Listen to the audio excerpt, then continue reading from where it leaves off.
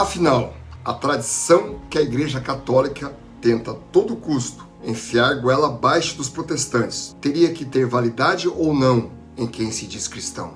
Meu nome é Jonair e fica comigo mais um pouco que já te explico isso de uma forma que você nunca mais vai esquecer. Recentemente, o Gabriel, um inscrito aqui no nosso canal, até num tom provocativo, me enviou um vídeo.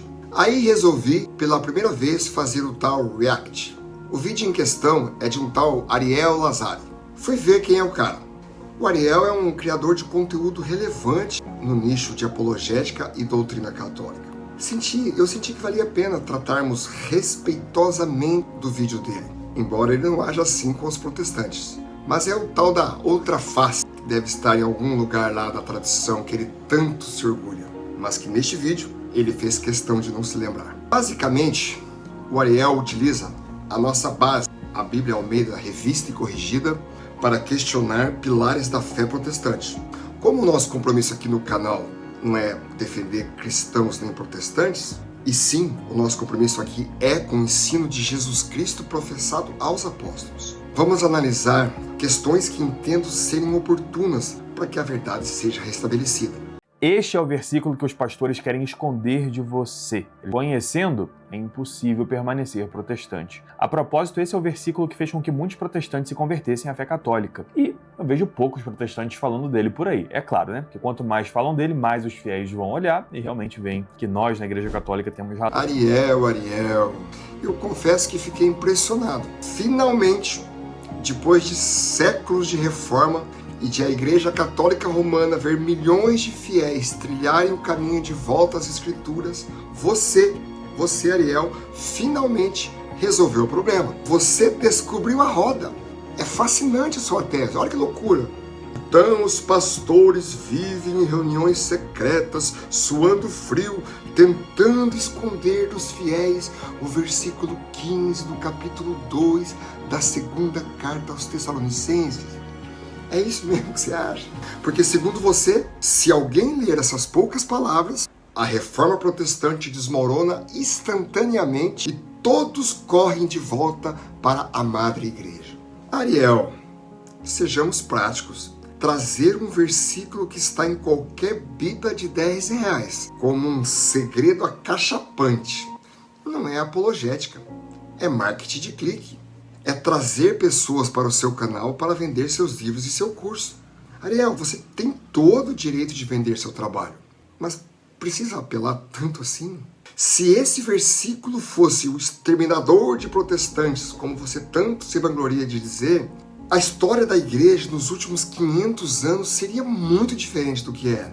Mas não se preocupe. Agora que você revelou esse segredo de Estado para os seus 138 mil espectadores, vamos analisar se esse versículo é realmente essa bomba atômica teológica. Entender como ele acaba com o sola escritura, que é um fundamento do protestantismo, né? A forma como ele nos próximos minutos. Primeiro eu queria fazer uma reflexão, né? Que deve ser muito difícil ser pastor. Às vezes eu fico tentando me colocar no lugar deles, né? Eu acho que deve ser muito difícil. Porque eu, quando venho gravar um vídeo aqui pra vocês, eu me fundamento em tudo isso que tá aqui atrás. Que é o quê? A doutrina da Santa Igreja. Tem vários graus de autoridade do magistério, né? Que traz pra gente a tradição oral. Tem o que a gente ouve na liturgia da missa. Tem a própria Sagrada Escritura. Então a gente vem bem respaldado. A gente não vem só com a coisa cru. A gente vem com um bolo pronto. Enquanto que os pastores protestantes, eles têm o trigo, vamos dizer assim, que é a Sagrada Escritura. Mas usando o grego ou não, eles se enrolam no versículo que eles querem esconder, que é esse que eu vou mostrar agora pra vocês. Ah, como é que você está dizendo que eles querem esconder? É porque eles não falam desse versículo. E isso na prática é esconder, você nunca trata dele. Estranho, né? Que é a segunda carta aos Tessalonicenses, a propósito com a tradução da Bíblia Almeida, corrigida e revisada, uma coisa assim. É a última Almeida que tem. E é uma versão protestante, que eu levei até pro debate lá contra os 25. Olha só o que diz na própria tradução protestante, já que tem essa rolo todo com grego aí que eles têm. Segunda Tessalonicenses, capítulo 2, versículo 15. Então, meus irmãos, São Paulo se aproximando do fim da carta, estai firmes e retende as tradições que vos foram ensinadas. Protege, fica com a tradição, com as tradições que vos foram ensinadas. Seja por palavra nossa, seja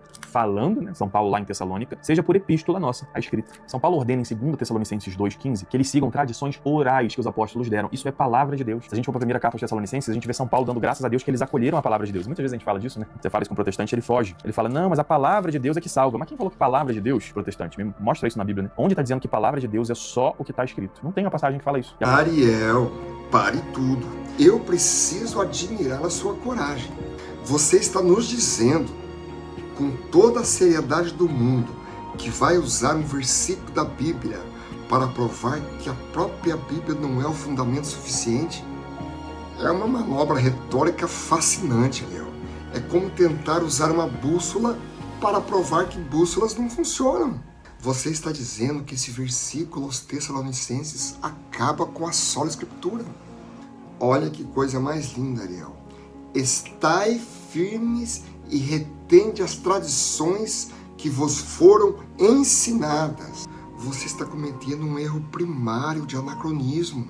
Você olha para a palavra tradição e enxerga o catecismo romano, o dogma da infalibilidade papal ou a Assunção de Maria. Mas quando Paulo escreveu isso, ele estava falando do que, Ariel? Do que Paulo estava falando? Paulo estava falando do evangelho que ele mesmo pregou viva voz. A tradição ali não era um segredo místico guardado em um cofre no Vaticano. Era a mensagem da cruz que foi registrada integralmente nas Escrituras para que ninguém pudesse distorcê-la, Ariel.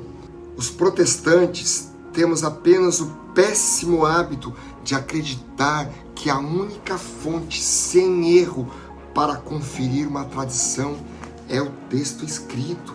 Se a sua tradição não sobrevive ao teste da Escritura, ela está fazendo água, Ariel. Quando Paulo escreveu isso a que você se refere, o Novo Testamento ainda estava no forno, Ariel. Chamar isso de fim da sola Escritura é como dizer que porque o pai deu um conselho ao filho antes de deixar o testamento escrito, o testamento não tem mais valor. A tradição que Paulo cita é a fonte da Escritura, não uma concorrente dela. E adivinhe onde isso foi parar para não ser corrompido? Exatamente no papel, Ariel. O problema não é a tradição apostólica, é a tradição que quer puxar o tapete da Bíblia. A interpretação bíblica séria não depende da inteligência de ninguém. Nós seguimos a analogia da fé. A Bíblia interpreta a própria Bíblia. Muitos falando assim, foi a Igreja Católica que escolheu quais livros iam estar na Bíblia. Isso não está certo, não. Foi a Igreja Católica que, inspirada pelo Espírito Santo, discerniu quais livros eram inspirados por Deus e quais não, mas eles já eram inspirados antes dessa escolha. Assim como até hoje, como eu comentei, né, o magistério ele pode discernir o que é de tradição oral, o que está dentro da tradição oral, e o que não é, o que é uma coisa que pode mudar ao longo do tempo. Sem a tradição oral, não tem como ter escritura. Não tem como você tem que me dizer por que você segue essa escritura, então. De onde você tirou que essa escritura é certa? Tradição do pastor. Eu peço até que você que está ouvindo aqui reze pelos pastores, porque o que eles estão fazendo é um absurdo, né? E é uma coisa que deve fazer eles sofrerem muito, inclusive como todo pecado. Vamos rezar pelos pastores para que eles se deem conta disso, que eles estão botando um monte de gente para seguir eles, né? Maldito homem que confia no homem. Um monte de gente confiando na interpretação que eles dão da Escritura.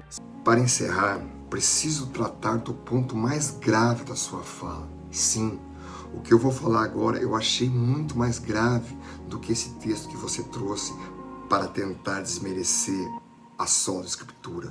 No seu vídeo, você afirma que os pastores, ao não seguirem a sua interpretação da tradição, os pastores sofrem como quem comete algum pecado.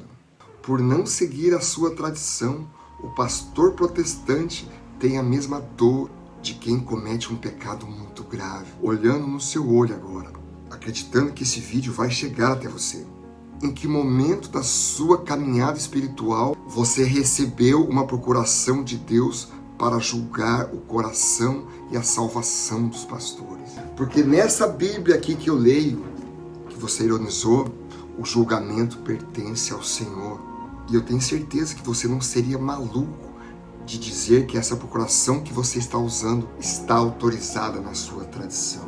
Mas eu não quero deixar nada em aberto. Eu preciso e eu devo respeitar a Igreja Católica Romana, porque eu quero encerrar isso com clareza no coração. Qualquer cristão minimamente informado reconhece que a Igreja Católica Romana carrega uma relevância extraordinária, incomensurável. Foi ela, a Igreja Católica Romana, que por séculos, até nos períodos mais sombrios da história, manteve sob sua custódia aquilo que hoje chamamos de Bíblia. E mais do que isso, propagou, propaga e ainda vai propagar a palavra do Senhor, escrita por homens, mas inspirada pelo Espírito Santo de Deus. E essa relevância nunca se limitou à questão espiritual, mas também na construção do próprio mundo em que vivemos, o hemisfério ocidental. Foram campanhas de colonização, escolas, universidades, hospitais e centenas de outras questões que foram pilares que ajudaram a moldar a nossa civilização. Agora, ao mesmo tempo, nós precisamos ter honestidade, porque como toda instituição formada por homens, a Igreja Católica Romana também errou. E não só errou no passado, ainda pode errar. Mas graças ao bom Deus, Ariel, pessoas com a sua mentalidade não estão à frente da Igreja Católica Romana. Porque se pessoas como você estivessem à frente, ainda hoje, a Madre Igreja estaria praticando a tradição do comércio da simonia, vendendo o sagrado por lucro e poder. Como influenciador cristão, Ariel, você presta um desserviço à cristandade. Suas falas criam um muro onde deveria anunciar o Evangelho. No entanto, igual a mim, você também é filho daquele que foi ferido pelas nossas transgressões, aquele que foi moído pelas nossas iniquidades. E nesse sentido, desejo do fundo do meu coração, e meu desejo sincero é que seu carisma, a sua expressão, o seu canal cresçam ainda muito mais, mas plantando o amor de Cristo e o rigor da verdade, não criando moinhos de divisões visando likes. Que a paz de nosso Senhor Jesus Cristo guarde o seu coração, guarde o meu coração. Amém.